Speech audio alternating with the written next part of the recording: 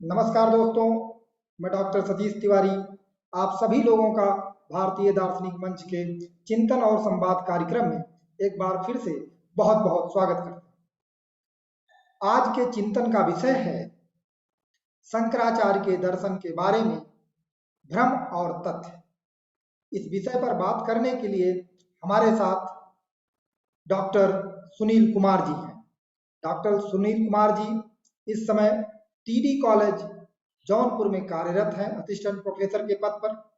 Doctor Sunil Kumar ji, आपका इस कार्यक्रम में बहुत बहुत स्वागत है।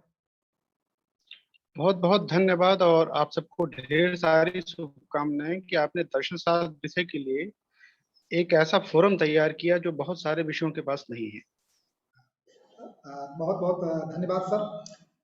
सर, एक संक्षेप में और जन सामान्य के लिए अगर हम बताना चाहें तो शंकराचार्य के दर्शन का परिचय आप किस रूप में करवाना चाहेंगे? देखिए, दर्शन का जो सबसे मूल कार्य भारतीय दर्शन के हिसाब से रहा है वो ये है कि वो जगत का मूल स्वरूप दुख में मानते हैं और दुख के कारणों की खोज करते हैं और उसी के संदर्भ में अपने दर्शन का प्रतिपादन करते हैं। शंकराचार्य में भी यही हो रहा। यहाँ भी जगत को दुख में माना गया। उसका कारण ये माना गया कि जो चीज जैसे है उसको उस रूप में ना समझ के हम दूसरे रूप में समझ रहे हैं, जिसकी वजह से सारी भ्रांतियां पैदा होती हैं और उन भ्रांतियों से ही दुख पैदा होते हैं। तो वो कह रहे हैं कि अगर ये आपकी जो भ्रांति है, जो अविद्या है, अगर इसका निवारण हो जाए तो आप निश्चित रूप से अपने मूल स्वरूप में लौट आएंगे। और मूल स्वरूप आपका दुख स्वरूप नहीं है, वो सच्चिदानंद स्वरूप है और वो सुख स्वरूप है। तो यहाँ शंकराचार्य के दर्शन में भी उसी अपने मूल स्वरूप पे लौटने की बात है। तो ये जो मूल स्वरूप है, शंकराचार्य कह रहे हैं जिसमें हमको लौटना है, तो आखिर में वो मूल स्वरूप क्या है और उसके तरफ हम कैसे लौट सकते हैं? देखिए, शंकराचार्य का जो मूल विवेचन है, जैसे उन्होंने ब्रह्म सूत्र पे एक भाष्य लिखा है, शंकर भाष्य। उस शंकर भाष्य को शारीरक भाष्य भी कहा जाता है। तो शारीरक भाष्य का मतलब होता है कि वो जो शरीर का स्वामी है, जो आत्म विवेचन है, जो आत्मा है। तो कह रहे हैं कि आप अपनी रियल आइडेंटिटी की ओर, ट्रू आइडेंटिटी की ओर लौटिए, आत्मा की ओर लौटिए। और जब आप आत्मा के मूल स्वरूप को जानते हैं तो आप यह भी जानते हैं कि वह आत्मा ही ब्रह्म है। आत्मा और ब्रह्म कोई अलग अलग चीजें नहीं है। तो उस ब्रह्म स्वरूप आत्मा का साक्षात्कार ही, आत्मबोध ही, वही जब हो जाता है तो आप मूल स्वरूप की ओर लौट आते हैं। तो मूल चीज है अपरोक्षानुभूति के माध्यम से उस मूल स्वरूप पे लौटना। उस क्रम में वो जगत के मिथ्यात्व का प्रतिपादन करते हैं। इस संदर्भ में वो अध्यास की अवधारणा का प्रतिपादन करते हैं। इस संदर्भ में वो मोक्ष की अवधारणा का प्रतिपादन करते हैं। और वो सारी चीजें अपने दर्शन की इसी संदर्भ में एक्सप्लेन करते हैं। डॉक्टर सुनील, आपने अध्यास, मिथ्यात्व और मोक्ष, इन सब चीजों की जी। बात की। शंकराचार्य के दर्शन को प्रकट करती हुई एक श्लोक है कि ब्रह्म सत्यम जगत मिथ्या जीवो ब्रह्मा नापरा। तो ये ब्रह्म सत्यम जगत मिथ्या की बात है। ये जगत मिथ्या शब्द जैसे प्रयोग होता है तैसे लोगों को भ्रम हो जाता है, क्योंकि मिथ्या शब्द का अर्थ, एक अर्थ असत भी है। कुछ लोग उसको असत के रूप में भी स्वीकार करते हैं। तो शंकराचार्य के दर्शन को उस अर्थ को स्वीकार कर एक भ्रम की स्थिति पैदा होती है। आप जरा इसको स्पष्ट करें कि शंकराचार्य के दर्शन में मिथ्या का क्या अर्थ है और यह किस प्रकार से अन्य दर्शनों में स्वीकार किए गए मिथ्या के विचार से अलग है। दरअसल सत्ता की जो दो बड़ी स्थितियां हैं, जो दो छोर हैं, वो है सत होना, असत होना। मतलब सत वह होता है जो हमेशा सच होता है, असत वह होता है जो कभी सच नहीं होता है। मिथ्या एक बीच की स्थिति है। बीच की स्थिति का मतलब ये है कि वह कभी तो सत होती है, आपके अनुभव का विषय बनती है, पर कभी जब आपको उसके बाद ज्ञान हो जाता है तो असत हो जाती है। तो मिथ्या का अर्थ यहाँ झूठ नहीं है, जैसा कि साधारण भाषा में हम लोग कहते हैं मिथ्या का अर्थ झूठ होता है, असत होता है। यहाँ मिथ्या का अर्थ झूठ होना नहीं है, बल्कि मिथ्या का अर्थ होता है कोई भी चीज जो अनुभव में आ रही है। लेकिन तो अनुभव में आ रही है तो उस समय के लिए वो सच है। इसीलिए उन्होंने सपने को भी सच कहा, भ्रम को भी सच कहा, लेकिन उसका सच होना सापेक्षिक है। जैसे ही उसके बाद का ज्ञान हो जाएगा, आपको ये पता चल जाएगा ये सत्य नहीं है बल्कि असत है। तो जो चीज कभी सत्य होती है कभी असत होती है, जो चीज एक एक्सपीरियंस में एक टाइम के लिए आती है फिर उसके बाद विलुप्त हो जाती है, अगला स्टेज आता है, तो उसको मिथ्या कहते हैं। यहाँ मिथ्या का अर्थ झूठ नहीं है, बल्कि मिथ्या का अर्थ है कभी सच होना, और जब बात का अनुभव हो जाए उसी चीज का सत हो जाना। तो यहाँ एक प्रश्न है। अ, जो अनुभव की बात है, तो अनुभव तो हमें भ्रम का भी होता है, सपने का भी होता है और वस्तु जगत का भी होता है। तो किस प्रकार से हम सपने, भ्रम और वस्तु जगत के अनुभव में अंतर करें? देखिए, जब सपन उन्होंने सत्ता को तीन स्थितियों में बांटा है। प्रतिभाषिक स्तर की जो का सत्य है, उसमें वो मानते हैं कि जैसे हम सपना देखते हैं या भ्रम होता है या सुक्ति रजतव तमाम तरह की चीजें होती हैं, तो वहां पे जो चीजें होती हैं वो जब तक हो रही हैं, जब तक आप सपना देख रहे हैं तब तक आपको सपना सच लगता है। वो तुलसीदास की एक चौपाई भी है, जब सपने सर काटें कोई बिन जागे न दूर दुख होई। तो जब तक आप सपना देख रहे हैं तब तक आपको सच लग रहा है, लेकिन जैसे ही आप व्यवहारिक स्तर पे आते हैं, जागृत अवस्था में आते हैं, आपको लगता है वो तो झूठ था। तो वो सपने का सच उस समय के लिए सच है, लेकिन जैसे ही व्यवहारिक ज्ञान आपको मिलता है, वो प्रतिभाषिक सत्ता का जो ज्ञान होता है वो बाधित हो जाता है और आपको पता चलता है ये सब चीजें झूठी थी। उसी तरीके से व्यवहारिक स्तर का जो ज्ञान है, जैसे जगत का ज्ञान, उन्होंने जगत को जब मिथ्या कहा तो जगत तो व्यवहारिक स्तर पे अस्तित्व में आता है। हम ये मान के चलते हैं हमारा ये शरीर है, हम मान के चलते हैं हम एक दुनिया में हैं, हमारे जैसे बहुत सारे लोग हैं, इसको तो हम सच ही मान के चलते हैं, हमारे अनुभव का विषय बनता है। लेकिन जैसे ही हमको परमात्म स्वरूप का ज्ञान हो जाता है, जैसे ही मतलब हमारा ब्रह्म स्वरूप का ज्ञान होता है, परमार्थ का ज्ञान हो जाता है, तो हम ये जान जाते हैं यह भी मिथ्या है। तो ये सत्ता के तीन स्तर हैं। जो प्रतिभाषिक स्तर है वो सपने और भ्रम का स्तर है। जो हमारा दुनिया का ज्ञान है वो व्यवहारिक स्तर का ज्ञान है। तो प्रतिभाषिक स्तर का जो अनुभव है वो व्यवहारिक अनुभव से बाधित हो जाता है, और जो व्यवहारिक अनुभव है वो पारमार्थिक अनुभव से बाधित हो जाता है। तो जो चीज कभी सच कभी असत, मतलब असत होती है, वो सारी चीजें मिथ्या हैं, और उसके इस साइड में असत है, दूसरी साइड में असत है, तो ये कभी सत कभी असत वाली स्थिति ही मिथ्या है। अ, और इसी अर्थ में उन्होंने व्यवहारिक और प्रतिभाषिक को भी मिथ्या कहा है। जो तीन स्तर हो गए, एक प्रातिभाषिक स्तर हो गया, एक व्यवहारिक स्तर हो गया, एक जो है परमार्थिक स्तर हो गया। तो व्यवहारिक स्तर और प्रतिभाषिक स्तर पर तो हमको अनुभव होता है, किंतु क्योंकि शंकराचार्य के दर्शन में अद्वैत स्वीकार किया गया है, जो कि परमार्थिक स्तर की चीज है, तो क्या परमार्थिक स्तर में ही जो कि निर्गुण ब्रह्म की ही केवल मात्र सत्ता है, वहां पे भी अनुभव संभव है? बिल्कुल, उसका अपरोक्षानुभूत से अनुभव ही मानते हैं। और जैसे ही आपको उसका बोध होता है, आपको उस बोध को होने के बावजूद, उस होने के बाद जो आपको पहले बोध हुए थे व्यवहारिक स्तर वाले या प्रतिभाषिक स्तर वाले, आपको ये मालूम चल जाता है कि वो चीजें ठीक नहीं है। और वहीं पे जाके जब शंकराचार्य के दर्शन की तीन प्रस्तावनाएं हैं, ब्रह्म सत्यम, मतलब पारमार्थिक रूप से ब्रह्म ही सत्य है, जगत मिथ्या है, और जो जगत जो व्यवहारिक रूप से सत्य प्रतीत हो रहा है। दरअसल शंकराचार्य अपरोक्षण के माध्यम से ज्ञान को संभव मानते हैं। वो इसका स्वरूप बताते हैं फिटकिरी टाइप का। जैसे फिटकिरी होती है, वो पानी को जब शुद्ध करती है तो पानी को शुद्ध करने में उसमें डाइल्यूट होती है, और डाइल्यूट होकर वो खुद को भी नष्ट कर देती है। तो जब आपको ब्रह्म ज्ञान होता है तो वो एक तरह से डाइल्यूट हो जाता है, सब चीजें डाइल्यूट हो जाती हैं और शुद्धिकरण भी हो जाता है। तो वैसे ही है, जब आपको ब्रह्म ज्ञान होता है, ब्रह्म ज्ञान की स्थिति में इस बात का भी अभाव हो जाता है कि आपको ज्ञान हुआ है, आप ब्रह्ममय हो जाते हैं, क्योंकि शंकर के दर्शन में द्वैत स्वीकार ही नहीं किया गया है। तो वो अगर आप दो चीजों को मानेंगे तो आपको द्वैत मानना पड़ेगा। तो वो इसीलिए उन्होंने फिटकिरी का उदाहरण दिया कि जैसे फिटकिरी होती है, वो सबको तो डाइल्यूट करती है, खुद को भी डाइल्यूट कर देती है। वैसे ही ब्रह्म ज्ञान होने पे सारे ज्ञान तो मिथ्या हो जाते हैं, सारे ज्ञान पता चल जाता है कि ये सब चीजें भ्रम है। साथ ही साथ वह ज्ञान भी डाइल्यूट हो जाता है, क्योंकि ज्ञान और ज्ञाता का भेद, अगर आप उसको मानेंगे तो ज्ञान और ज्ञाता का भेद मानना पड़ेगा, फिर वो द्वैतवाद हो जाएगा, वो द्वैतवाद हो जाएगा। लेकिन शंकराचार्य का दर्शन अद्वैतवाद है, तो इसलिए उन्होंने फिटकिरी के माध्यम से इस सत्य को स्पष्ट किया है। बहुत बढ़िया उपमा के सहारा से उन्होंने इस बात को स्पष्ट करने की कोशिश की है कि किस प्रकार से द्वैत होते हुए भी वो द्वैत अपने आप को समाप्त करके अद्वैत में परिवर्तित हो जाता है।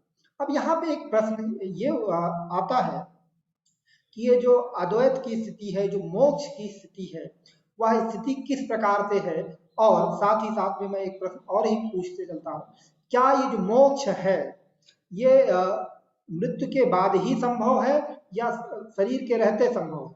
अगर शरीर के रहते संभव है तब कैसे अद्वैत होगा, इस पर आप प्रकाश डालें।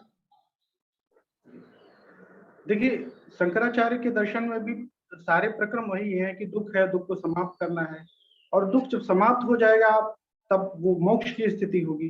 तो शंकराचार्य के दर्शन में भी मोक्ष एक ऐसी स्थिति है जब आपके सारे दुख समाप्त हो जाते हैं और आपको आनंद स्वरूप की, आप अपने रियल आइडेंटिटी से, ट्रू आइडेंटिटी से जुड़ जाते हैं। तो ट्रू आइडेंटिटी आप क्या है कि आप ब्रह्म स्वरूप हैं, ठीक। तो ब्रह्म स्वरूप से जुड़ना ही मोक्ष है। अब क्या होता है कि इससे पहले क्या हो रहा था कि आप गलत चीजों को सही मान रहे थे और उन्हीं को मान के आप व्यवहार कर रहे थे, तो उसकी वजह से एक तरह का संस्कार बन रहा था। तो संस्कार बनने की वजह से ही आपका एक शरीर और बनता है जिसको आप सूक्ष्म शरीर कहते हैं। तो शंकराचार्य जब मोक्ष की बात करते हैं तो कहते हैं कि देखिए, आप गलत ज्ञान जानने की वजह से जो आपका सूक्ष्म शरीर बना है, जो अनादि है, अनंत नहीं है, अनादि है, वो शुरू से बन रहा है। जब वो अपने आप में डाइल्यूट हो जाएगा, खत्म हो जाएगा, तो आप जन्म मरण की संभावना से मुक्त हो जाएंगे। मुक्त हो जाएंगे तो यह संभव है कि इस शरीर के रहते हुए ही आप मोक्ष प्राप्त कर लें। इसको शंकराचार्य ने जीवन मुक्ति कहा है कि जीवन में ही मुक्ति प्राप्त कर लेना, क्योंकि कारण स्वरूप सूक्ष्म शरीर का विनाश हो गया। लेकिन जिस स्थूल शरीर को हम लोग धारण करते हैं, ये माना गया है कि वो प्रारब्ध कर्मों का परिणाम है। चूंकि वो कर्म हो चुके हैं, सब कुछ फिक्स हो चुका है, तो इसकी एक अवधि है, तब तक ये रहेगा। तो इसका रहना निश्चित है। लेकिन एक समय आता है जब इसका भी समय समाप्त हो जाता है, तो उस स्थिति में आपको इस सूक्ष्म शरीर से तो मुक्ति मिल ही गई थी, इस शरीर से भी, स्थूल शरीर से भी मुक्ति मिल जाती है, उसको सदैव मुक्ति कहते हैं। तो सिर्फ सूक्ष्म शरीर से मुक्ति जीवन मुक्ति है। इसमें आप मुक्त तो हो जाते हैं लेकिन स्थूल शरीर बना रहता है।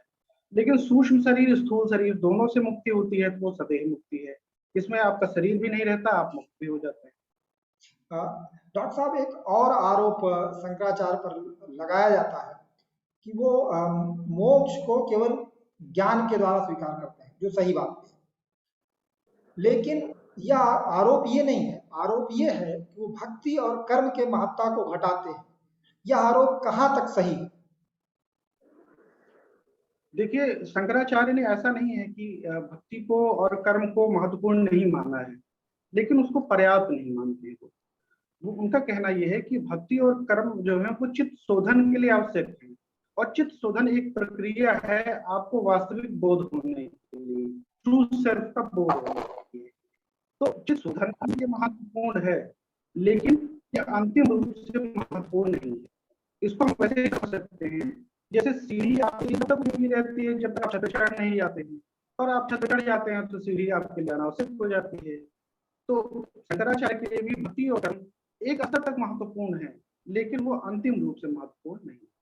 अंतिम रूप से ज्ञान ही महत्वपूर्ण है। हाँ, वो ये बात मुझे भी लगती है, क्योंकि शंकराचार्य ने भक्ति के कई ग्रंथों की रचना स्वयं ही की है, जिसमें गंगा स्रोत, पार्वती, गणेश, राम की स्तुति, तो उन्होंने स्तुति और वंदना के लिए कई रचनाएं भी की हैं। भज गोविंदम नामक ग्रंथ लिखा है, जो भक्ति के एक बहुत महत्वपूर्ण ग्रंथ माना जाता है। तो भक्ति के महत्व या कर्म के महत्व को नकारते नहीं।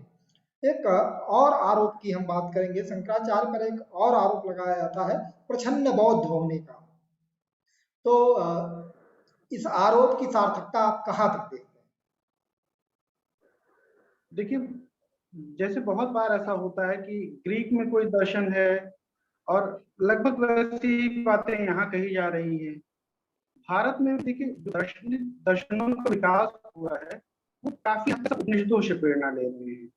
तो यहाँ पे बहुत, देखिए, बात तो एक जैसी कह रहे हैं। बुद्ध भी ये कह रहे हैं कि आप ट्रू सेल्फ से अटैच होइए, मूल आइडेंटिटी से आप आइए। शंकराचार्य भी वही बात कह रहे हैं, लेकिन उन्होंने ट्रू सेल्फ को आत्मबोध तक सीमित रखा, ब्रह्म जैसी कोई बात है नहीं वहां पे। तो आप कई चीजें ऐसी पाते हैं शंकराचार्य में तो बौद्धों में भी रही हैं। उनकी तर्क प्रणाली, उनका समस्या का नजरिया, उनको समस्या के निवारण की तरीके, तो आपको लगता है कि शंकराचार्य ने तो उन्हीं को कॉपी किया है। लेकिन जब हम गहराई से विश्लेषण करते हैं तो हमको ये पता चलता है कि इसकी प्रेरणा उपनिषदों के दर्शन से मिली है, ना कि बौद्ध दर्शन से। और बौद्धों ने भी उपनिषदों से ही प्रेरणा ग्रहण की है, तो काफी हद तक उनमें समानता मिलती है। लेकिन पूर्व शंकराचार्य के दर्शन को आप जब देखते हैं तो आप स्पष्ट हो जाता है कि ये उन पर किया गया एकाकी विश्लेषण है। पूर्ण विश्लेषण में वह कहीं से भी बौद्ध नहीं है, वह एक मूल विचारक है और मूल विचार के रूप में उनका अपना मौलिक। तो आपको आपके अनुसार शंकराचार्य पर ये जो आरोप प्रछन्न बौद्ध का है वह ठीक नहीं है। अगर इस तरीके का आरोप लगाया जाए तो वो बौद्धों पर भी लग सकता है कि वो उपनिषद को के अनुयायी हैं, जो बौद्धों को कतई स्वीकार नहीं होगा। मैं सही समझाऊं? अब देखिए, दार्शनिक रूप से आपकी बात सही है, लेकिन कालिक रूप से बात दूसरी हो जाती है।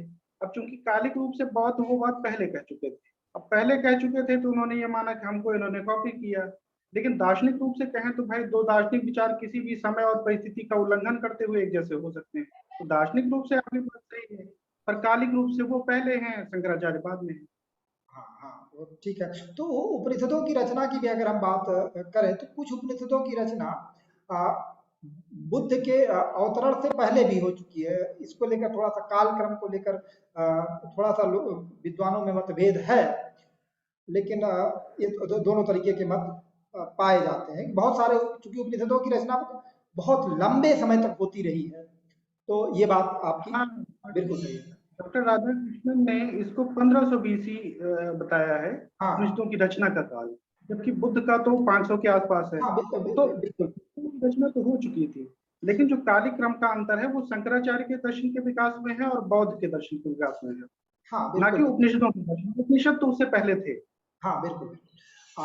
अब अगर यहाँ पर हम देखें कि शंकराचार्य के दर्शन पे एक और आरोप लगता है कि जो उनका सिद्धांत है ब्रह्म और ईश्वर, क्या ये दो सत्ताएं हैं या एक ही है? देखिए, सत्ताएं तो ये मूलतः एक ही है, क्योंकि वो अद्वैत दर्शन है तो वो एक के अलावा किसी को स्वीकार ही नहीं करते हैं। लेकिन होता क्या है कि व्यवहारिक जो हमको एक्सपीरियंस होता है, एक्सपीरियंस होते हैं, हम उनको भी एक्सप्लेन करेंगे कि ये चीजें कितनी सही है कितनी गलत है। तो उन्होंने जब वो एक व्यवहारिक दृष्टिकोण रखते हैं, तो फिर आपका जगत है, फिर आपका जीव भी है, फिर वो मुक्ति के लिए प्रयासरत भी होता है, सांसारिक कार्य व्यवहार भी है। उस अर्थ में ईश्वर को वो सही मानते हैं, ईश्वर को। और लेकिन जब वो पारमार्थिक स्तर पे जाते हैं तो वहां पे सिर्फ उनको ब्रह्म स्वरूप का ज्ञान होता है। ईश्वर जब माया युक्त हो जाता है, ठीक, ब्रह्म जब माया युक्त होता है तो वही ईश्वर बन जाता है। ईश्वर। और जब ईश्वर माया रहित हो जाता है तो ब्रह्म हो जाता है। तो वो दोनों अलग अलग चीजें नहीं, एक ही हैं, लेकिन वो व्याख्या के दृष्टिकोण से उनको पहले और बाद में लाना पड़ा।